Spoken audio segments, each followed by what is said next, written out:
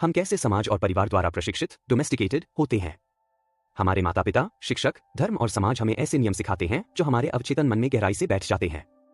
हम एक झूठा सपना जीने लगते हैं, ऐसा सपना जिसमें हम यह मान लेते हैं कि हमें दूसरों की अपेक्षाओं के अनुसार ही जीना चाहिए। इसी कारण हम अपने आप से असंतुष्ट रहते हैं और हमेशा डर, अपराधबोध और शर्मिंदगी में जीते हैं। हमारा व्यक्तित्व बाहरी नियमों से बना होता है। डर के कारण हम खुद को झूठी सीमाओं में बांध लेते हैं। हमें अपने असली स्वरूप की पहचान करनी होगी। यह पहला और सबसे महत्वपूर्ण समझौता है। इम्पेकेबल का अर्थ है बिना दोष, निर्दोष। लेखक बताते हैं कि हमारे शब्दों में बहुत ताकत होती है। शब्द से हम किसी को दुखी कर सकते हैं या उसे प्रेरित कर सकते हैं। जब हम अपने शब्दों का गलत प्रयोग करते हैं, जैसे गॉसिप, झूठ, दूसरों को नीचा दिखाना, तो हम दूसरों के जीवन को भी नकारात्मक रूप से प्रभावित करते हैं।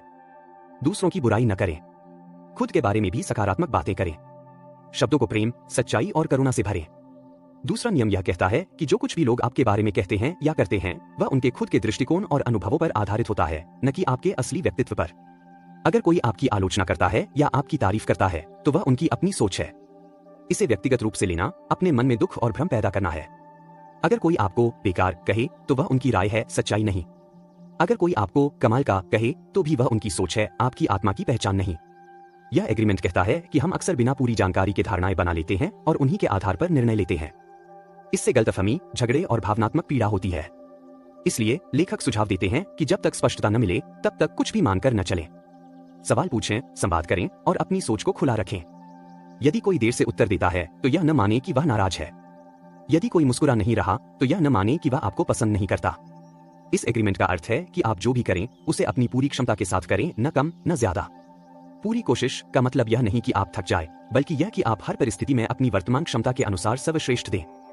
यह नियम आपको पछतावे और आत्मनिंदा से बचाता है। जब आप जानते हैं कि आपने अपना सर्वश्रेष्ठ किया है, तो आप अपने निर्णयों और परिणामों को स्वीकार कर सकते हैं। हर दिन का बेस्ट अलग हो सकता है, थकान, बीमारी या उत्साह के अनुसार। खुद को दोषी न ठहराए अगर कभी परिणाम आशानुरूप न आए। इस अध्याय में लेखक टोल्टेक परंपरा का परिचय देते हैं। यह परंपरा आत्मज्ञान, जागरूकता और व्यक्तिगत स्वतंत्रता पर आधारित है। लेखक बताते हैं कि कैसे 4 एग्रीमेंट्स का पालन करके हम अपने पुराने डोमेस्टिकेशन से आजाद हो सकते हैं। यह प्रक्रिया एक युद्ध की तरह होती है, जिसमें आपको अपने पुराने विश्वासों, आदतों और मानसिकता के विरुद्ध लड़ना होता है।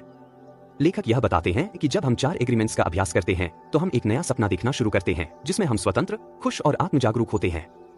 हम भय और नकारात्मकता के बजाय प्रेम, करुणा और स्वतंत्रता से जीवन जीते हैं। यह यात्रा आसान नहीं होती, परंतु यह हमारे लिए संभव है। शब्दों की ताकत, अपने शब्दों का इस्तेमाल प्रेम और ईमानदारी से करें। व्यक्तिगत न लें दूसरों की राय, उनकी अपनी कहानी है। धारणाएं न बनाएं, संवाद करें, पुष्टि करें और खुले रहें। हमेशा बेस्ट दें, बिना पछतावे के जीवन जिए। द 4